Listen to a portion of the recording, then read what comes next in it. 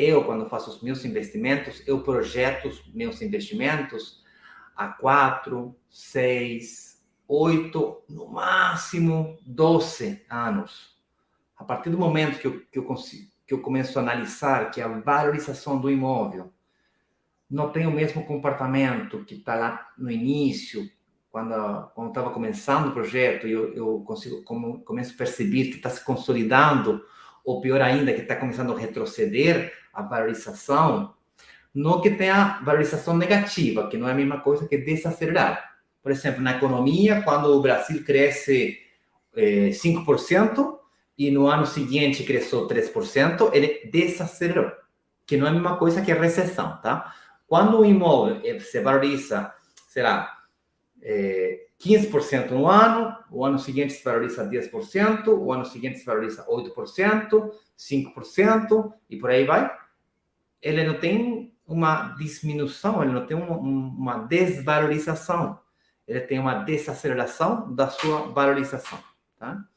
E quanto que eu exijo, exijo de valorização anual para meus investimentos, eu particularmente gosto de trabalhar com 5% acima da inflação. Vou repetir, 5% acima da inflação, tá? Porque tem gente que calcula 15%, só que às vezes tem inflação de 5%, 8%, 10%, 13%, então para mim isso, tu tem que limpar a data da inflação, tem que ter um efeito inflacionário que é muito importante, você tem que ganhar da inflação no mínimo 5%, entendeu? Ganhar da inflação e ainda se valorizar 5%, tá? Esses são as minhas métricas. Quando tem um investimento que ele não está aumentando a um mínimo 5% anual, já vai para o 4%, para o 3%, eu já estou nervoso, já estou querendo vender. E quando está por baixo de 2%, eu estou desesperado para vender. Desesperado, entre aspas, né? Estou fazendo tudo para ele começar a se vender. E olha que é bem fácil ficar bobeando, tá? É bem fácil ficar bobeando, tu tem um apartamento que está ali, está se pagando sozinho, e passou um ano, passou 2, e nossa, tu vê, analisa, nossa, tá uns 5 anos sem se valorizar, meu. Bah!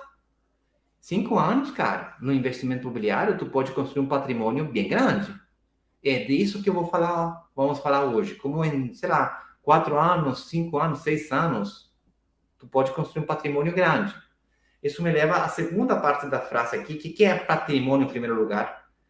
E para explicar isso, preciso entender o seguinte.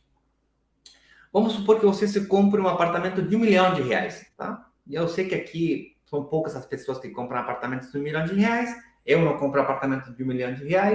Minha faixa de preço está nos 300 mil para os 750 mil, ou seja, na média de R$500 mil. Mas vamos supor que você compra um apartamento de R$1 milhão e você bota R$200 mil ali dentro. Quando você começou, seu patrimônio era de 200 mil. Quando você conseguiu um financiamento de 80% desse milhão, você conseguiu 800 mil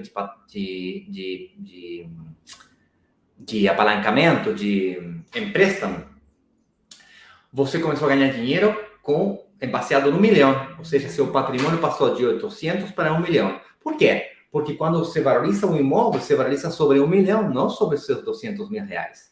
Se o imóvel se valorizasse 10%, ele valeria 1 milhão e 100.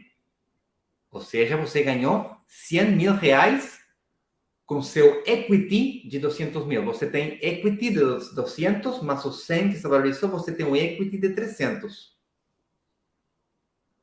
Porque você tem um patrimônio de 1 milhão, que é diferente do que seu equity. Quando você consegue, quando você pagou, vamos supor que você foi pagando antecipado o apartamento e você quitou a dívida. Eu vejo que muita gente se desespera para pagar e quitar essas dívidas. Quando é a casa própria, eu até consigo entender.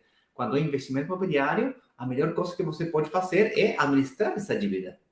Quando o aluguel é maior do que o financiamento, quem está pagando isso aí, o ativo imobiliário, não você. Não é fluxo de caixa, não sai dinheiro do seu bolso. Então, tem uma grande diferença entre equity, que você tem, que é seu, e o valor de patrimônio sobre o qual você gera lucro, gera ganâncias. Nesse caso, a ganância vem pelo lado da valorização, tá? Ou seja, do milhão passou para 1.100.000. Vamos supor que depois do primeiro ano, você resolveu vender. Vendeu, pum, vendeu em 1.100.000. Aí você perdeu seu patrimônio de 1.100.000 e ficou só com seu equity. E seu equity se igualou com seu patrimônio. Você tem 300.000 e ganha dinheiro sobre os 300.000 que você tem. Você botou esses 300.000 na conta poupança e você ganha dinheiro sobre esses 300.000. Acabou. Seu equity é igual ao seu patrimônio. Entendeu a diferença